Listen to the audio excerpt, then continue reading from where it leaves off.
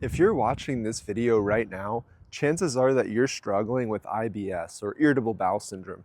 Maybe you're dealing with constipation, diarrhea, gas and bloating, and maybe you're looking online, you're learning about SIBO, you're learning about different possibilities that the microbiome and what's inside of your stomach is telling you there's an issue. Now, IBS can be a variety of factors, but we know to be true that when we eat certain foods, healthy or not, we can be in a lot of pain. The reason that I'm so motivated by this is that when I was a teenager in high school here in Atlanta, I struggled with chronic diarrhea. I was taking 4 Imodium a day. I was anxious to go to school. I did not enjoy my day-to-day life, and I thought that I was going to die. It was irritable bowel syndrome that got me so motivated to join the health profession, to help people through their journey, because I knew that this pain was not going to be sustainable for the long term. And if I felt this bad, what do other people feel on a daily basis? So I'm making this video for those just like me that were struggling with IBS, that are struggling with gut issues and need to know where to turn. I'm going to share my 4-step system that helped me get out of pain, and that's helping clients also find success, find stability and strength in their journey. And then I'm going to share a little bit about how living in Atlanta has impacted my gut health, how the systems and the environments we're in predict how we're going to live our day-to-day lives. So let's start with the 4-step process that's been very helpful. The first step is to calm the pain. We all want to get out of pain, and it can be debilitating. Now, the cause of this pain is what we call multifactorial, right? We know that the food that we put into our body impacts how we feel because we eat a meal and we feel pain afterwards, right? And a lot of the time it's very hard to isolate which food was it, which food caused the pain. And sometimes we can eat the same food, one day be okay, and another day we'll be suffering. And we know that outside of food, there's also how we're feeling in our body, the stress and the anxiety that we're going through on a day-to-day basis. I hear stories of people that their stomach's fine when they're in a safe space, and then when travel comes up, we're anxious about where's the bathroom going to be? Is the bathroom going to be clean? Or when I'm on the airplane, am I going to have gas that smells bad? Am I going to need to run to the bathroom? Or when they tell you, we're landing, you have 30 minutes, please do not go to the bathroom, right? How does that feel in your stomach? And so I want to really acknowledge the 2 really big factors that drive IBS. It's the food that we eat and put into our body every day. And it's also how we deal with stress. Right? These are 2 key factors. So for many people, you have a choice. I want you to think, is my diet optimal right now? Am I eating whole grains? Am I eating lots of leafy greens? Am I eating beans? Am I eating nuts and seeds? Am I getting in fruits and vegetables? And if the answer is no, if you're not eating whole grains, you're not eating beans, you're not eating fruit, you're not eating vegetables, right? You may be avoiding these because they're painful and causing gas, right? Or you may be avoiding them because most people just don't eat these foods in general. It's not something you'll see in school. It's not something that you typically get at restaurants, and it may not be something that you're cooking at your house. So if your diet needs help, there are different ways to address that. And I want to be very clear that each person's path is going to be individually tailored. So while we have 4 steps, this calming phase is dependent on your particular needs and desires, how much pain you're in, what you've already tried, and what you're willing to do in the moment to get out of pain. So the easiest way to get out of pain in some way or another is to use more of the gut-directed hypnotherapy approach, a mindfulness strategy that helps us to calm our digestive system, to regulate our nervous system. And research has showed, and this was done in 2016, and there continues to be research that without changing diet alone, we can not only lessen the sensitivity to gas, pain, and bloating, but we can also improve our psychological well-being. And learning these skills, in 2016, I became a certified yoga teacher and learned deep breathing, mindfulness, meditation, and saw as the gut pain melted away, right?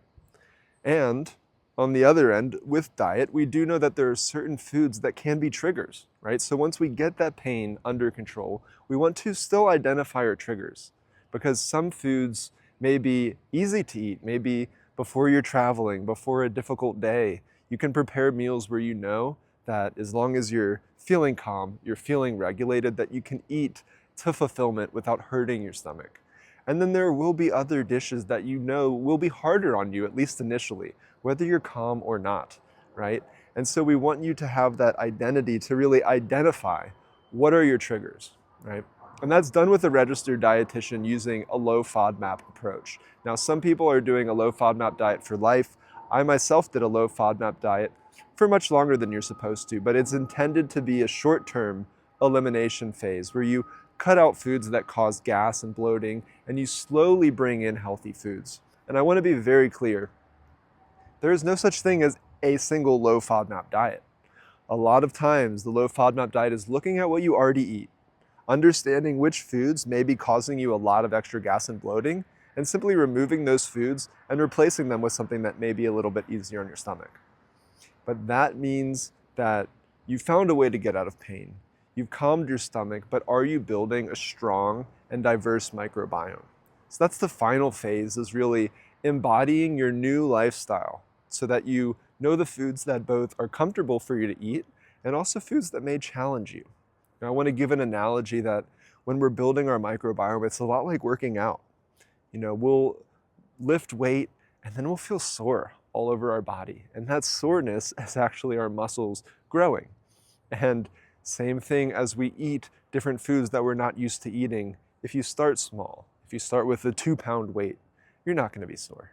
If you bring that up to 5 pounds, you're still not going to be sore. If you go to 50 pounds right after that, you may be really sore, and that happens. If you add in 5 servings of beans, you've never eaten any beans in the past year or two, you're going to be in a lot of pain, right? So we want to go slow, we want to be intentional, but we want to get you to a point where you're including a diversity of whole plant foods, because these plant foods are not only associated with a healthy gut microbiome, but they're also associated with lessening your risk for some of our modern chronic diseases that really kill a lot of people.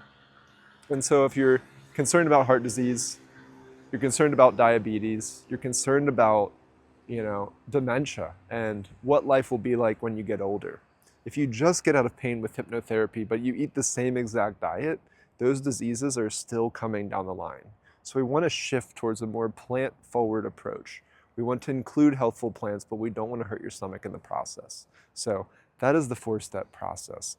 Now, for me, living in Atlanta, going to North Springs High School, the bathrooms were often disgusting. Sometimes they would even lock the bathrooms because kids were going in there during school. They were having fights in the bathrooms. They were doing graffiti. They were putting just trash all over the toilets. And so the school decided to lock the restrooms. Now, what does that do for your anxiety if you're dealing with gut issues, right? Suddenly, these bathrooms don't feel safe, right? And a lot of the times, whether you're in school, whether you're traveling, you're going to be in situations where the bathroom situation is not super safe, right? And so in order to address something like that for myself, I realized that part of it was my stress, really getting that under control. But part of it was my diet and really fine-tuning what are my triggers. What foods can I trust, and what foods, if I'm going to really have a good time and enjoy myself, should I find a better bathroom the next day? And getting to the point where you have a deep relationship with food and understanding, when I put this into my body, here's how I'm going to feel. And when I put this into my body, here's how I'm going to feel. And understanding as well, part of irritable bowel syndrome is, our digestive process, which requires us to move and exercise. You may notice that when you're sitting down on the computer all day and you're not moving your body, that digestion is not as even as when you're moving, as when you're hydrated and drinking water. And what I hate and what I love about IBS is that it's a holistic disorder. It's a holistic problem, and it's not just about changing the food. It's not just about meditating and deep breathing. It's a holistic experience that includes our exercise, includes our sleep, includes stress levels, includes our family dynamics, right? It includes our schedule. And so that's why it is so hard for our current medical system to really address all of the small risk factors that create a lot of gut discomfort. So if you found this helpful and you want a path that's supported both by a registered dietitian, by a health professional that's been through this process himself, that's gotten out of pain and developed a healthy gut microbiome so I can eat foods that at one time triggered me. If that's what you're looking for, I've got a link down below. You can schedule a call. We'll hear your story, what you've been going through. What I've learned from working with women and men here in Atlanta is that every single person's story is different. And rather than make a cookie cutter plan for every single person, I want to really individualize it to your needs. So that's what we do on our call to see if this program is right for you. If you found this helpful, send it to a friend, give it a like, subscribe to my channel. I have a lot of videos here that you may find helpful. And I do hope that if you're struggling with IBS, that you do get that support you need, because I know how it feels. It is painful. It is a really difficult experience, and you don't have to do this alone.